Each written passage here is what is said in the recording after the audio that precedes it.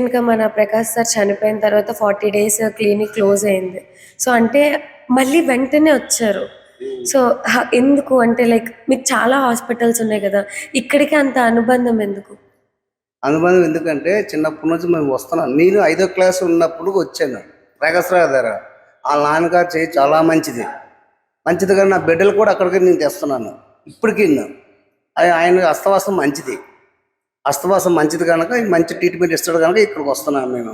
లేకపోతే మేము రాం కదా. పేదవాళ్ళుగా ఆరాధ దైవం ఆయన 30 రూపాయలు 10 రూపాయలు చేశాడు ఫస్ట్. ఆయన నాన్నగారు 5 రూపాయలు, ఆ తర్వాత 10, ఆ తర్వాత 30 రూపాయలు చేశాడు, చనిపోయారు. వాళ్ళ అబ్బాయి గారు వచ్చారు, ఆయనేమో 50 రూపాయలు చేశారు. చాలా ఆనందంగా ఉంది మాకేమో, హ్యాపీ. ఇటు పేదవాళ్ళకి చేసే హాస్పిటల్ ఇది. ఫ్రీ ట్రీట్మెంట్ చేస్తున్నారు మన అందరికీ, పేదవాళ్ళకి. అంటే ఇప్పుడు బయట అనుకోండి, అంటే ఇప్పుడు ఎక్కువ డబ్బులు తీసుకొని ఎక్కువ ట్రీట్మెంట్ అది చేస్తారు. మరి ఇక్కడ 10కి 50కి చేస్తారు, మరి తగ్గుతుందా మీకు? తగ్గడం ఏమిటమ్మా, ఆయన అస్తవస్తం పట్టుకుంటూ ఇండియన్ నేత పారిపోద్ది. జ్వరం కాలు చేతులు నొప్పులు అన్నీ, ఫీవర్ మొత్తం పారిపోద్ది. పేదవాళ్ళకి ఆరాజ దైవం ఆయన ఏమో. వాళ్ళ కొడుకు అటువంటి వాడే. ఇప్పుడు మనకి ఏ డాక్టర్ దగ్గరికి వెళ్ళండి మా 5 రూపాయలు 30 రూపాయలకి 50 రూపాయలు చేసిన వాళ్ళు ఎవరు ఉన్నారమ్మా ఈ రోజుల్లో? 500 తీసుకుంటారమ్మా.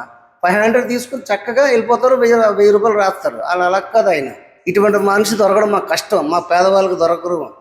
చాలా అనుభవం ఉంది మాకు. వాళ్ళ నా తండ్రి గారితో అనుభవం ఉంది, ఇప్పుడు ఈయనతో మాకు అనుభవం ఉంటుంది పేదవాళ్ళగా.